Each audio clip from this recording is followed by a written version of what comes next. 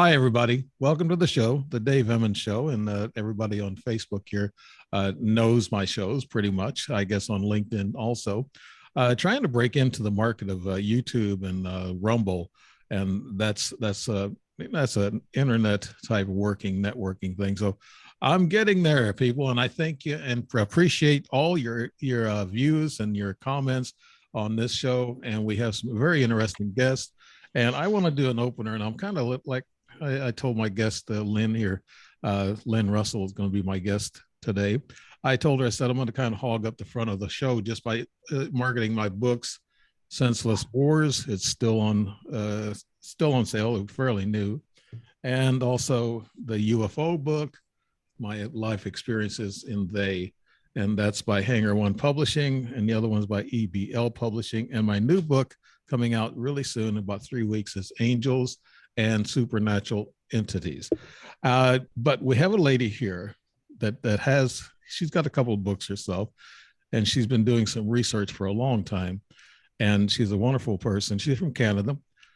Her name's Lynn K. Russell, and she's been a spiritual seeker all of her life. She's researched the major world religions as well as spiritual philosophies. After researching 2,500 cases of near-death experiences, and that's what the show's about, near-death experiences, so that's, I think, of interest to everybody. Lynn was also delighted by what she learned, that she wrote the book, The Wonder of You, what the near-death experience tells you about yourself. And that's the one book we're going to be talking about. She's also got a children's book out, and we'll be mentioning that too, and we'll get into that. She's NDA, keep thinking of that non-disclosure, or the paper, what is NDE, near-death experience researcher. And she puts emphasis on study primarily the deeper, more profound knowledge that these individuals brought back. So deepening on your audience. I can stay whatever at the top level or whatever level you want to go to with the audience where they want to talk about near-death experience. She's had this interest in this science for 45 years, and she's been researching that. She's been involved in near-death experiences expert. She's an author, lecturer, and she gets into the love, gratitude, consciousness. That's something else she'll be getting into, and thought. That's happiness, healing, and well-being, and peace. And Lynn K. Russell, welcome to the show from all the way from Canada. And electronics really makes it a shorter trip, doesn't it? Lynn, welcome to the show. Thank you. I'm happy to be here. Great. I just wanted to, let people know that you've been involved in this for some time, and you've got a couple of books. You wrote a children's book, and that's probably on the market now. And that is something that actually not. It's not. It's not on market now. Okay. It will be very soon.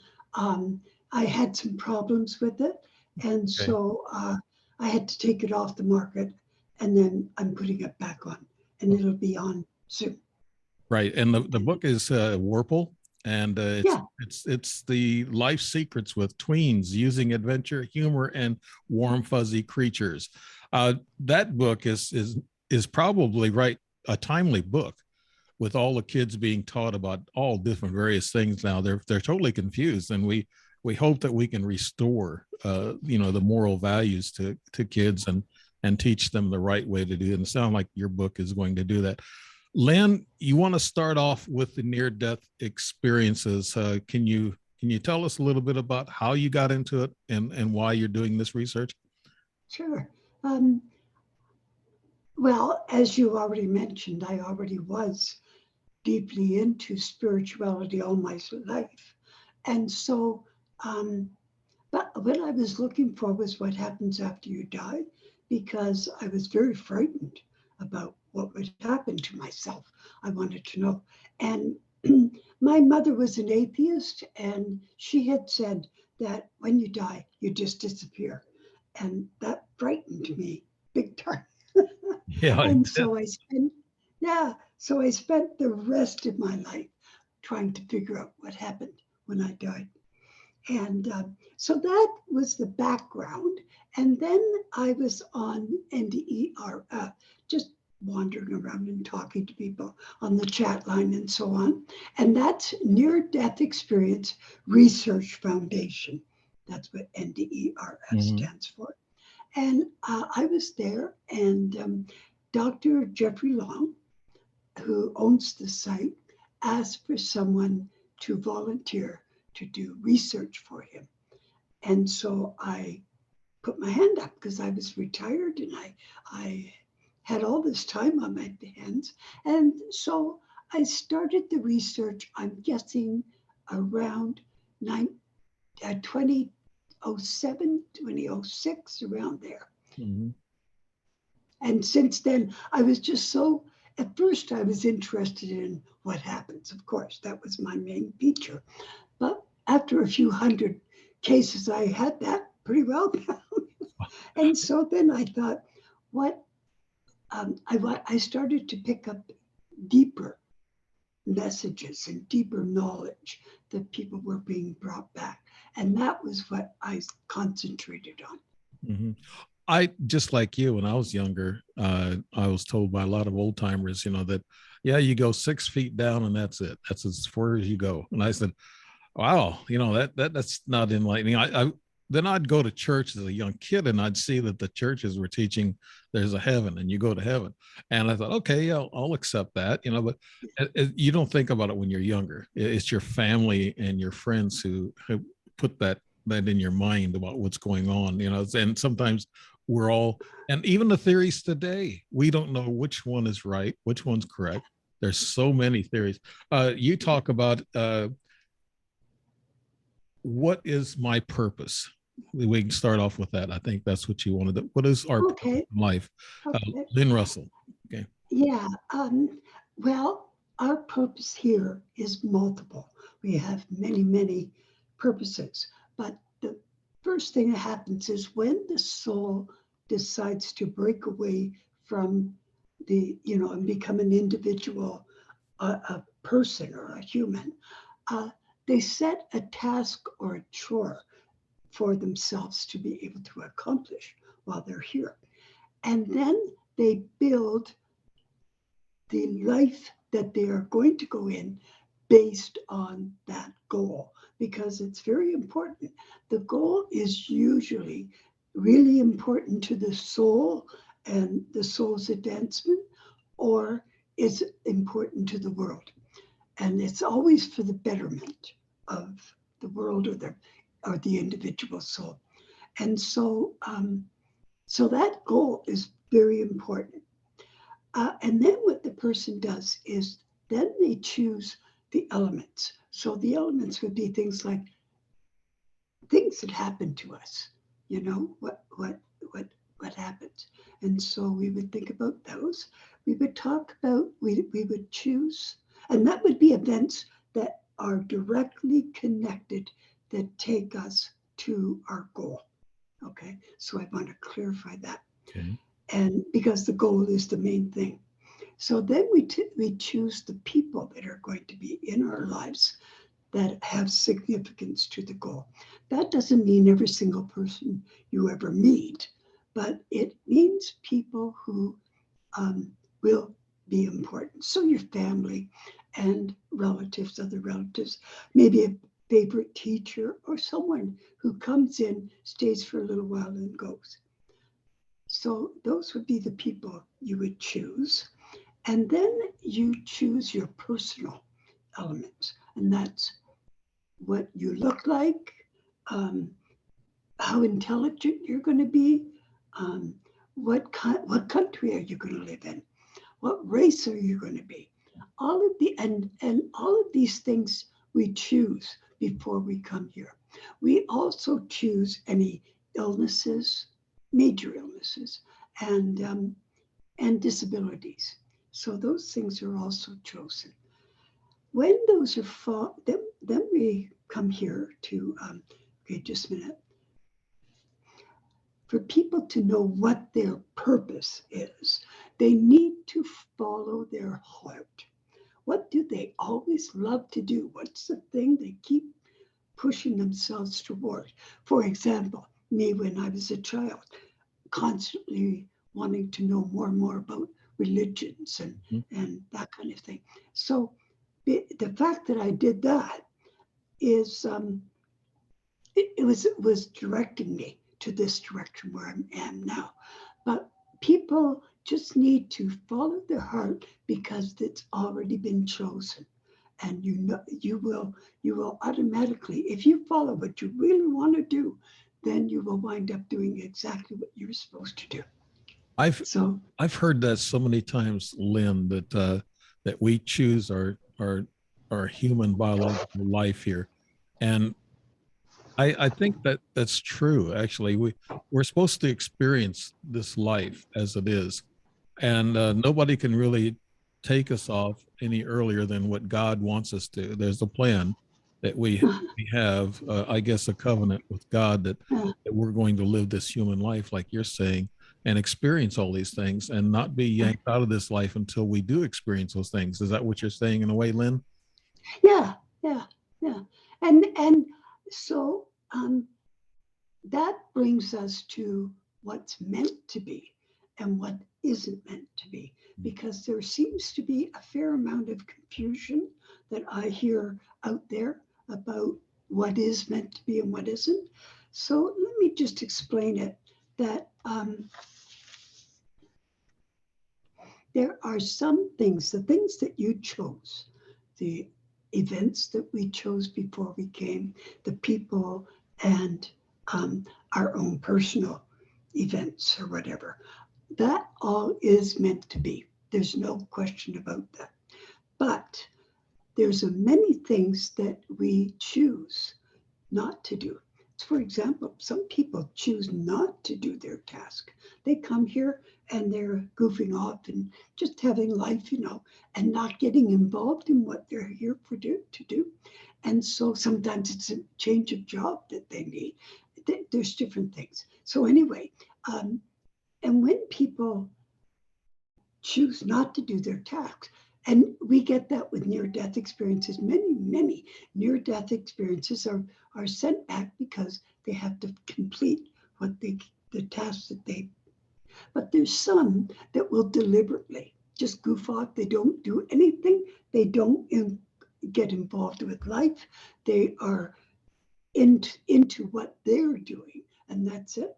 Did they, And Lynn? Did they choose that path though? You said that they actually can. We actually can choose the amount of intelligence we have and amount of, I guess, talent we have.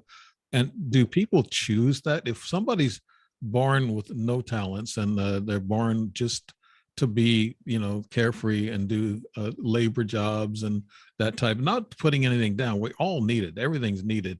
Technical services, engineers, sure, workers, we all need to be together. So if they do choose these types of lifestyles, then that's what they want to experience, I guess. And also I think you're alluding to reincarnation. Is that what you're saying, Lynn? well, if a person, some people who have had death experiences have been asked, "What have you done with your life?" And so they instantly know, "I've done nothing. I haven't accomplished anything." Then people who haven't had that opportunity to be told that and didn't do their task will have to reincarnate. But reincarnate anyway. I mean, we reincarnate. Um, it doesn't matter. We constantly are reincarnating, and hundreds and thousands of lives because um, because we have to. It's not a choice. We have to keep coming back, learning and growing and developing. And once we're back and we've got all the knowledge, then we come back to teach. So Yeah. we all have a job and we have to come back. Right. I've heard that the spiritual energy never dies. It just keeps recycling. Yeah, And that's what that's you're right. saying is, and Yeah, I believe that yeah. highly, also believe in other dimensions. Now, if we perform well here and do all of our tasks that we contracted to, do we go to a higher level of dimensions? I think that's a soul development thing as opposed to a human development. And so it depends on the soul and the lessons that the soul needed to learn. And so, for example, if the soul is, sorry, my brain stops all the time.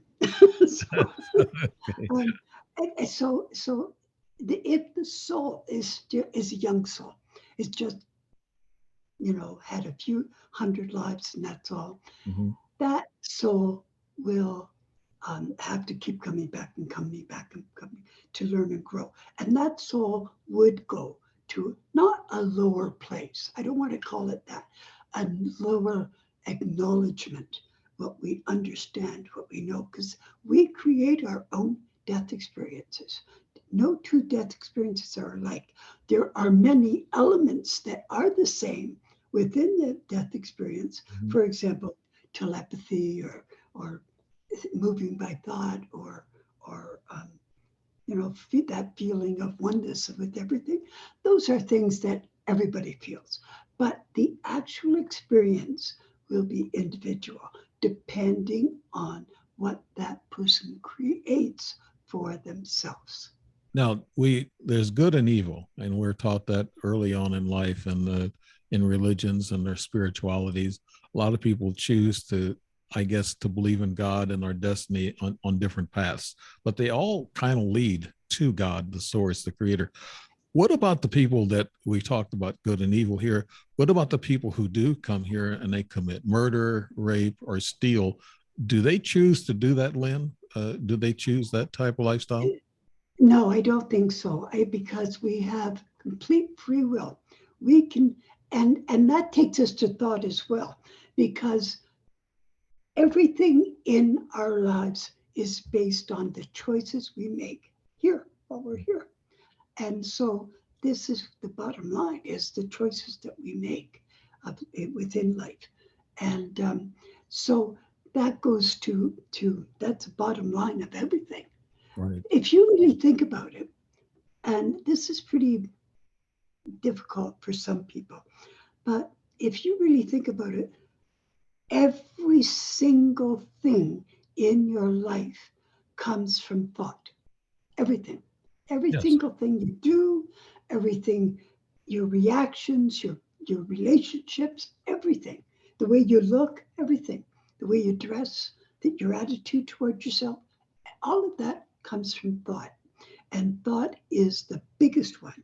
And so we create this life through choices and thought, and we do the same thing with the next life when we leave here. And as I say, then we go to where we think we belong, Right. not where we're put. We don't have, there's no other something or other telling us where we belong. We go where we think we belong. Right. My research has taken me through like ETs, war, and now spirituality in this other book. So my research is similar to yours. I believe that we go to another dimension. I believe our souls go on. There, this old saying that we both heard when we was younger, that you go no further than 6 feet down. That's not right. That's not the correct. That's not at all. I tell people, with that, you experience all these other mystical things in your life, and you see there is another side. There is a soul, and there's a journey that we go on, and we're recycled at times. uh Lynn, let's get into the topic at Yeah, hand. In can I Okay. just interrupt for a sec? Okay. While we're on that topic of choices, um, so people who die and go to a place called hell, Mhm. or what we call hell, and what they conceive hell to be, that is them putting themselves there. And what they experience is what they create that they think they should be having. So there is no real hell. And very many people will be taken out, like they're crying out, get me out of here, and they're removed. And they'll say, what was that all about? Mhm. And they're told repeatedly that that they did that, that was their creation, that there is no hell. I've seen people like that, even one or two in my own family that chose they didn't want to. they didn't commit suicide, but they just got tired of living the life, and then they come down with cancer and other serious problems, and I guess God took them out, just like you're talking about. So yeah, I've witnessed that. I've seen that. Uh, just getting on the topic of heaven and hell, I heard also a lot of people are saying there isn't really a hell, and you say that it's created by ourselves and how we contract ourselves through this life. Lynn, that's is that what how you're seeing it too? Yeah, yeah, it's our own consciousness. We are my main task or chore that I want to do is to help people know how magnificent and beautiful they are and how capable they are to do way more than they think they can. We really shortchange ourselves. So that's what that I want to do is to help people to understand their power. Now, there's a lot of people, we all have, we use the words and we pray. And some people, a lot of people, there's 40% of people go to church, and a lot of people believe in spirituality and doing it themselves. Whatever way you do it, whatever makes you feel good and whatever makes you connect to the creator is great. But, it's like, okay, how do we, how do we, I guess, part words and the works. I know there's words are cheap and work. What do they call? They call you take the steps and you actually do what you got to do. It's all in the Yeah. works. It's not in the words. That's for sure, right?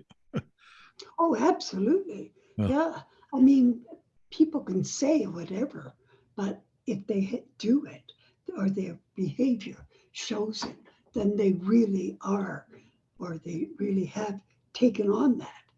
They believe in it or whatever. mhm. But yeah, that's right. It comes from action. Okay. Let's get into the meat of the subject here. NDEs, are they real near death experiences? And maybe you might be able to tell us a few near death experiences that really got you involved and really got to your soul. Lynn, Sure. could you tell us that? Yeah. I've actually had several. One of them is a man named Mark K. And I have his number because I wanted to tell you about him anyway. But now I can't see it because I need my glasses. Okay, me too. I got that glasses problem. Okay, it's Mark K. He's on NDERF and he's case number 4676. And Mark had the longest recorded death experience that there is. He died for 29 hours. Now, when I say recorded, there are others that say that they've been dead for 3 days, Mhm. but they aren't recorded. There's no record of that. So, so I stress the recorded part. So Mark's case is recorded, and what happened was that he was a sailor. Um, he was with the Navy, and he was doing diving, and he accidentally got poison coral in his foot. And so he had this toxic coral embedded in his foot, and he didn't realize that he had it. And then he, and then they finished their dive, and when he got into the boat to go back to the ship, he passed out. So they knew something was not right. So they got him to the doctor as soon as possible, and and then he died. Okay, the doctor had put, for some reason, I don't know, had put an EEG machine, the cap on his head, Mhm. and he had turned on the machine to make sure, I guess, that he was actually dead. Anyway, so for some reason, and I again don't know why, the doctor walked out of that room and left. He just left the machine running, and the machine went for 29 hours with the flat line. Nothing, absolutely nothing for that long. And then he came back like boom, like that. And then of course it started recording, But when he looked at his arm, um, he had the lividia, which is all the blood goes down to the bottom, like it goes to the lowest point because of every gravity. And so his arm was all weird colors and bruised, and it was really looked awful. And I won't go into great detail because he was dead for that long, and so his normal processes had started to happen. He'd been through rigor mortis and out. Now that's the other thing that really pushes my buttons is people who have woken in the morgue in the state of rigor mortis, and they can't move. They can't tell anybody that they're here, that I'm back. So that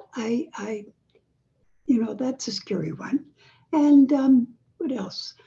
Did he The, the, did he yeah. mention anything that he saw when he went on the other He side? does talk a little bit about his experience, and I do recommend that people go and read it. And it is 4676 on nderf.org. Um, and so he does talk a little bit about his death experience, but not a great deal. There's not a lot of information in there that I can remember, at least. But I'm a bad person to ask because I've read so many that they just blend together. Mm-hmm. And so it takes a bit for one to stand out in my mind. One woman died through suicide. She committed suicide. And I really like her story. She's beautiful. And I've actually talked to her a few times. And she died through suicide, and she knew that this was wrong. And so she was fighting herself about doing this, but she went ahead and did it. And when she got to the other side, she was embraced by the light. She went right inside the light. Not too many people do that, by the way. That's special. And so she went into the light, and she had this conversation with the light, but it was giving love, and she felt this love. And she's saying, well, wait a minute. I did something I wasn't supposed to do. How come I'm getting all this love coming to me? But anyway, it's a very beautiful experience. Um, and I'm sorry, it's in my book, but I cannot remember her name. I apologize about that. That's okay, but it's just the essence of what happens after these near death experiences. A lot of people say they see the light, and you'll see a lot of these ghost researchers. They'll tell the ghost to go to the light. I'm wondering, don't we already know that we're supposed to go to the light once we cross over, Lynn? We don't know. We don't even know what that light is. We know that there's this huge light that's more than just a light. We know that. Mm-hmm. But most people don't know what it is. Some people do. Some people will say, that's God. I know it is. And so, yeah, it Yeah. doesn't make sense. But anyway. Have you been by the bedside of somebody who passed away? Have you? Well, my daughter, Oh, when my daughter died, sorry to hear. she had cancer, and she had MS as well. And so, but nothing happened. It was just that she just stopped breathing, and that was it. Yeah. So So there was no bedside event. mhm. There are some nurses and medical people who say that they actually have these people say some last words, and they'll say that they see their relatives. My dad was one like that when he was dying. I guess a day or two before he actually died, he was actually seeing relatives, but he also saw some bad people. I mean, there was a one bad person. He kept saying, "Get that ugly guy away from me," you know. So there's sometimes you can, I guess, go through a negative experience. Uh, But that's their choice. They are making that up in their own consciousness. mm-hmm. Yeah, I can understand that now. I'm starting to understand the consciousness theory about almost all things, and of course, and you don't get involved in ET studies, but I do. Consciousness is very important to other life forms that God creates out there. So it's that's what we should have: a little bit more peace, love, and consciousness on this planet, in which we don't have. It's a warlike planet. Are there any other really phenomenal stories that you've heard about? Well, yeah, yeah, the ones that are my favorite are the ones that enter into the light Mhm. because they come back with the deepest amount of information. I think Mellon Thomas Benedict is the number one most amazing death experience that I have read. And his experience, he had, I don't know if his website is still up because he's died now, he's gone, um, like permanently. um, but his experience was just marvelous, just an blow your mind kind of, really a beautiful experience. And he learned so much. But one of the things that he learned, he had cancer and he hated the world. He hated people. He thought people were the cancer of the world, is what he said. And he just did not like people at all. And so he was sort of a recluse. And he had this experience. And on the way to wherever he's going to go, he's raising up and he's wherever. He doesn't talk about a tunnel or anything. He just says he's going up. And he says, wait a minute, stop. I just want to think about this. And everything stops. There's nothing. So he says, take me to the very beginning of existence.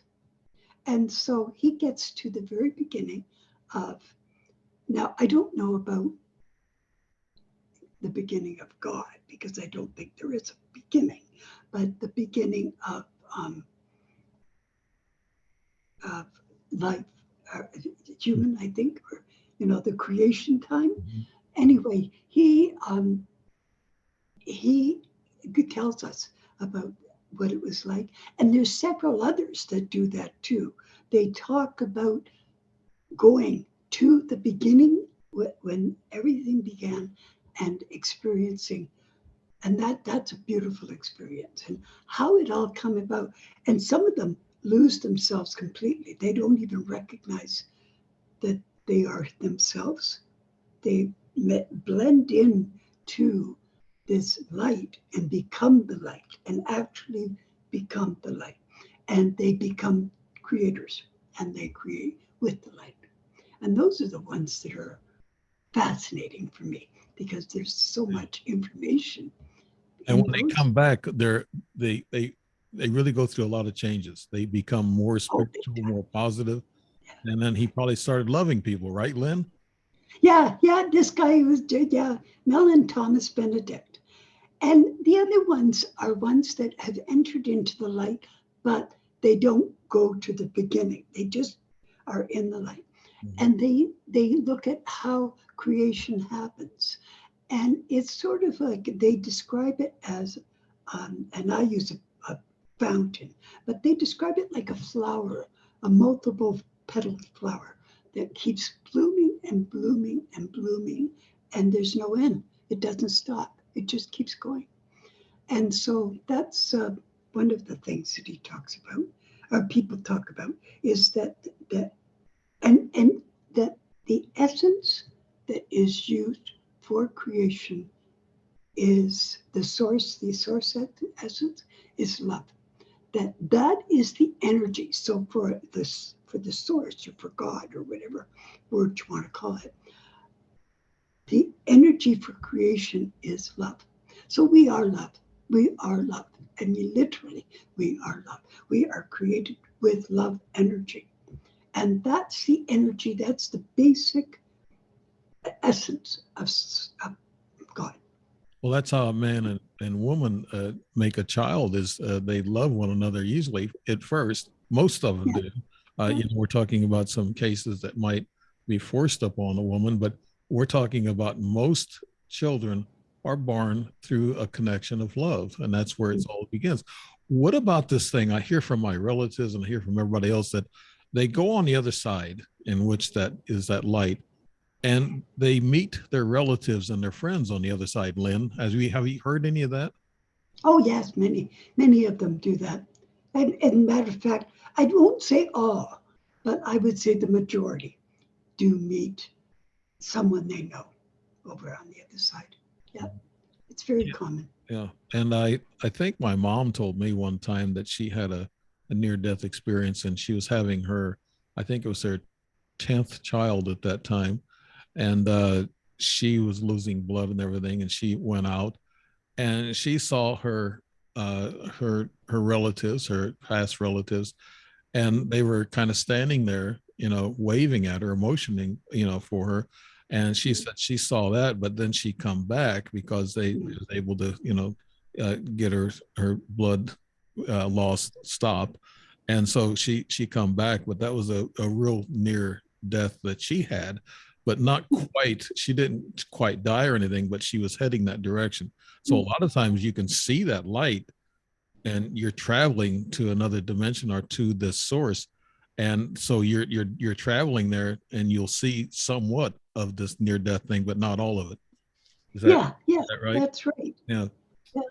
No. So what, I guess we had this guy that died for 29 hours, and we go back to the biblical thing with Jesus and Lazarus. He rose him from the dead, and I think he was dead for 3 days. They said, or whatever. But Hmm. that was through the miracles of Christ that he did that. But what I'm thinking is the universes, the scientists are saying that we have 11 or more universes, and we got parallel universes, and God is kind of like on the outside of that. It's kind of like he's in charge of everything. But I also believe that there are delegations that are involved in each planet, each galaxy, and everywhere else, that tries to teach us the spiritual path.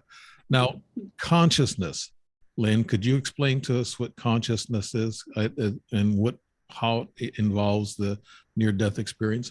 That's very, very deep. Yeah. So just give me a couple of minutes. Okay. I love talking about it. So, you know, but we, I've said that we are magnificent. Mm-hmm. And the reason why we are magnificent is because we are source. We're not kind of, sort of, almost. There's only one source, and we are it. And how we are it is through universal consciousness. And I'm talking universe. Mm-hmm. Um, so, universal consciousness is our reality. And so, if we recognize that, we can tap into that, and we can become much, much, much more than we think we could do. And this whole business of wars and things like that, there have been tests and research, scientific research. I won't go into that now, but that show that we are consciousness Mm-hmm. and show that we are connected to source. And I mean, I love it. It's so exciting to me, you know, to know this. Mm-hmm. So, but consciousness is our base reality.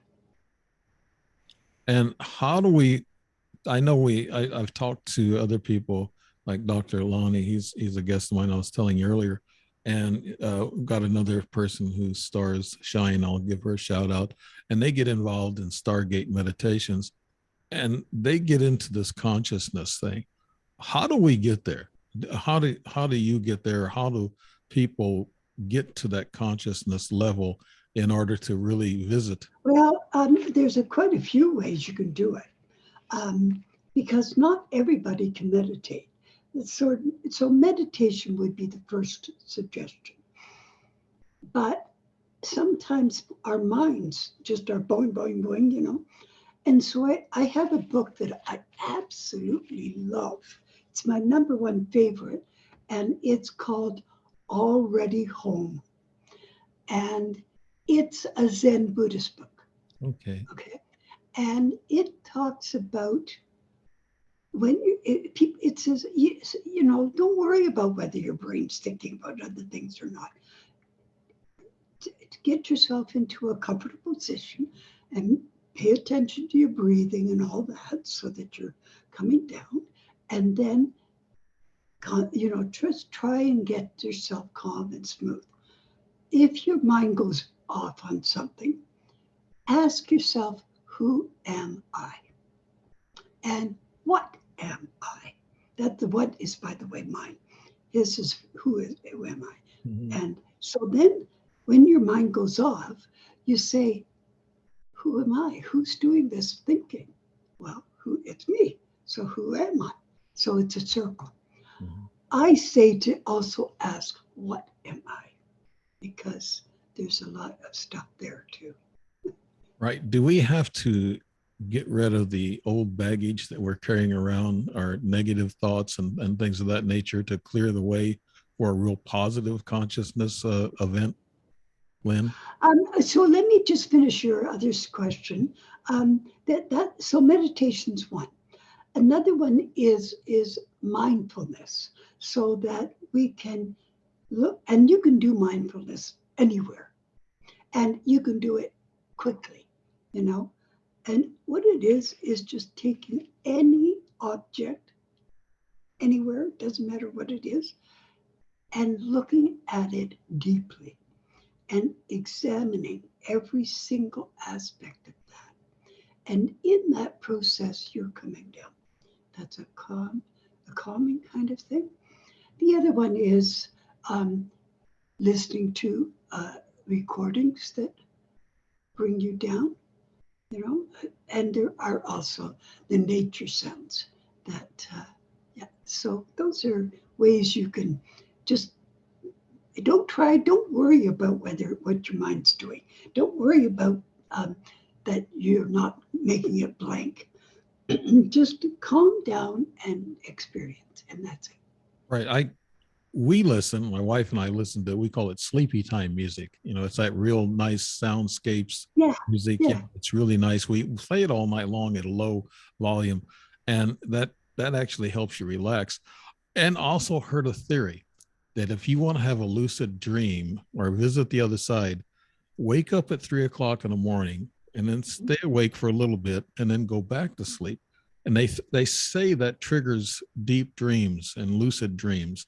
Uh, I think that's happened to me. 3 o'clock's always the magic time at night for these types of dreams, and I've had a couple of lucid dreams in this past week.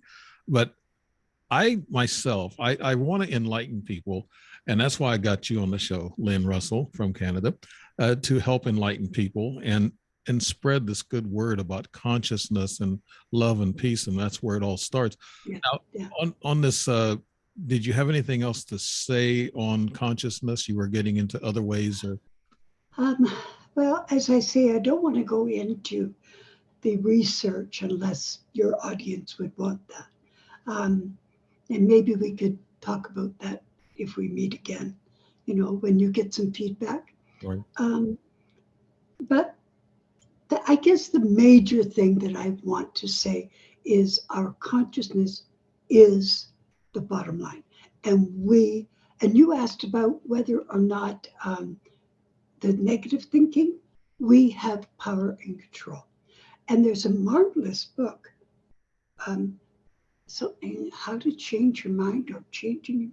I can't think of it. It's neuroplasticity, and what it is, he's talking about ways that what we've done is throughout our lives, events or triggers of events come up, and we instantly wind up thinking about something negative that happened to us that this trigger brought forth.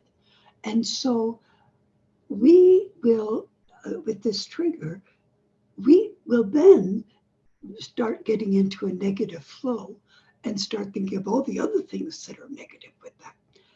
What we need to do is teach our mind. We've made a rut. That's what's happened, is that it goes that place, and that instant with the trigger, it goes instantly to that place because we've made a rut, like a roadway in our brain, where the synapses just keep, you know, and the axons keep going, Mm-hmm. and they take us to that spot. So we need to retrain our brain. So when we hear ourselves talking about something negative, we just stop. Doesn't matter. Just, I don't need to think about that right now. I'll think about, and the best thing to do, if you want to get yourself out of a negative place, is go out and help others. That'll do it in a minute. Right. You know, Yeah, charity work or some.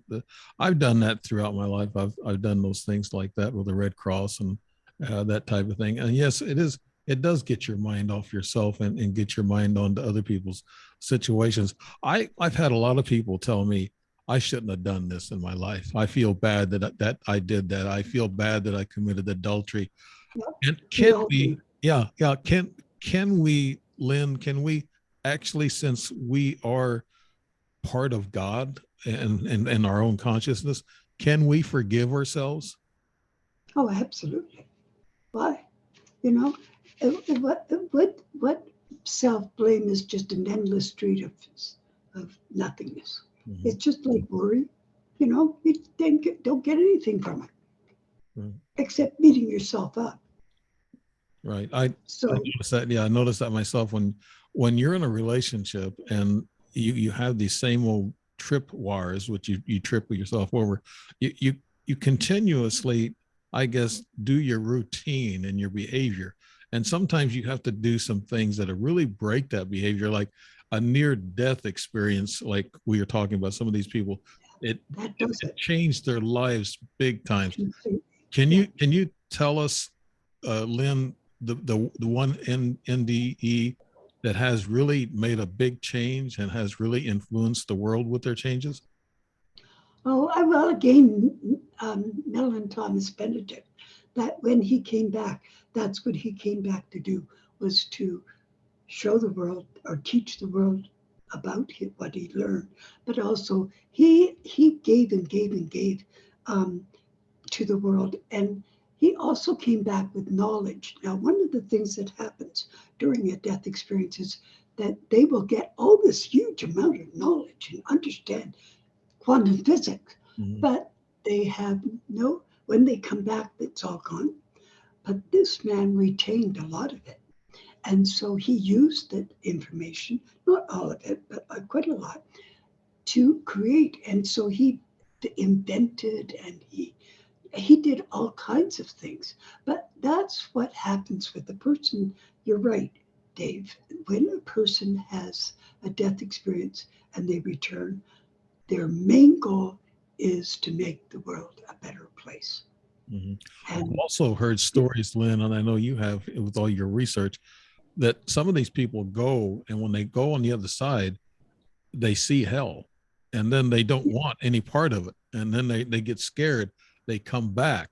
Are they given a second chance by God or by the source, or are well, they? when they die, they're going to go whether they want or not. Yeah, But the thing is, keep in mind that they created that themselves yeah. You said that. because they're training. Okay, there are people, this broke my heart. I really felt so sad.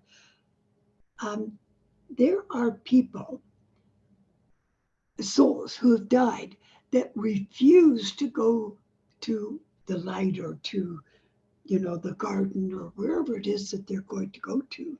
They refuse to go because they don't think they're worthy, because they've been taught all their lives that they're going to hell. And so they don't go anywhere. They just get stuck halfway to, you know, and Mhm. they just remain there. And sometimes they become ghosts. Mhm. I I don't like anybody telling me that that you're going to go to hell if you keep doing that or whatever. That's that's bad for people to say. Number one, I don't actually believe that there is a real definite hell like we were talking about. It's our choice that we come up with, and we were talking earlier about why we are here. We're here to love. And what do you see the world like today, Lynn? I mean, this world is in chaos. Morals have declined. How can we bring it back, Lynn? How, Actually, I see the world from a much more beautiful place, and I know what we see. But that squeaky wheel gets all the attention, right? Mhm. And so we see this negative, But the young people of today, not all of them, but a big, huge piece of them are beautiful, really lovely. They go out there and they're not into drugs. They're, as a matter of fact, the sale of alcohol has gone down so much that it's it's a shock. Um, they're into nature. They're into getting together and having clean fun. There's a whole pile of young people that are like that. I see the world on a purposes. Did I say that word right? Yeah. Anyway, um, and I see that we're balancing, and we can go this way or we can go that way. But I really hope it. I put my goal or my hopes in spiritual people, in people who want to do the right thing, or have a positive attitude towards being, and to the young people, because the young people are going to change this world. Just give them a chance to get up to voting age. Right. And As long as we don't corrupt the young people in schools. Uh, Another thing, Lynn, I've had people tell me, "Oh, I feel so down about what's going on around the world, and there's wars and the threat of the third world war," and a lot of people say, "Well, just turn off the news." Is that what you're thinking too? That the news kind of feeds us all this negativity, and that's where we get our mindset. well, only if you balance it. You have to balance, because life is balance, isn't it? Mhm. Um, so, like for example, I'm a very spiritual person, but I can get into talking about anything. Mhm. I don't always. All of me isn't just spiritual. So it's a balance. It's a balance, and that's And also, there's the pendulum that swings, and so the pendulum starts. And we have a bad time, and then it's back up again, and we get a good time, and then it swings back again. So that's part of our learning and growing, but we don't need. I think each time that we don't recognize this, there's a man on TED Talks. His name is Steven Pinker. He's a professor at Harvard, and and he's written books, but I don't recommend his books because I can't read them. They're really heavy. They're Um, scientific, yeah. but Yeah, but he does this talk that tells and shows us how we are in a much better existence than we have ever been for a very long time. So the world is getting better and better and better. But because we concentrate on where we are, we don't see that. Yeah. We're involved in here. So, yeah, it is a better place. Now we have a lot of division around this country and Canada, U.S., Canada, and also other countries, and that is stirred up by some of the elites. That's more the more corrupt people, I guess you could say, that are steering us in the wrong direction, and that's what stirs up a lot of negativity. And a lot of people have that heavy on their mind. But we see all this lawlessness also. There's a fear factor involved in all that. Now, getting to consciousness, and one other word you use, and maybe we can end with this one, it's called oneness. How do you, can you explain about oneness? Thank you. That's a lovely, lovely question and a good place to end. Um, okay, there is only one soul. Let me explain how it works because that'll help. Um, if you and I, were in a state of nothingness, now I don't mean in a room with nothing. I mean literally nothing. No sounds, sights, smells, taste, nothing. And there's just blackness. Mhm. And that's it. Nothing, we wouldn't know if we had that situation. We would not know that we exist. We wouldn't because we have nothing to bounce ourselves off. All right, now let's pretend that we're talking about this God. God does not, um, he wouldn't not know that he exists, but being in nothingness would, and because he's the only, there's only God and nothing else. So if there's only God, I like the word source better. But anyway, if there's only that one spiritual entity that is, then nothing else existed before. And so if that were the case and he was in, or it was in nothingness, it would take a nanosecond before creation would begin. Mm-hmm. Okay. And we are one part of that creation. There's a whole universe full of planets and other life forms and so Right. on and so forth. And so we are a part of that, and we are created with love, and we are a part of it. Okay, we are it, and so that's what love oneness is. Oneness isn't sort of kind of like I'm one with that guy because we're both human beings. Oneness means one, that there's only one, and we are it. Yeah. And everybody has a spirit and a soul, and we're all connected. We're all brothers and sisters, and we're all family. The human, all different races combined. Everybody, even skin color, whatever, we are brothers and sisters in a That's right. oneness.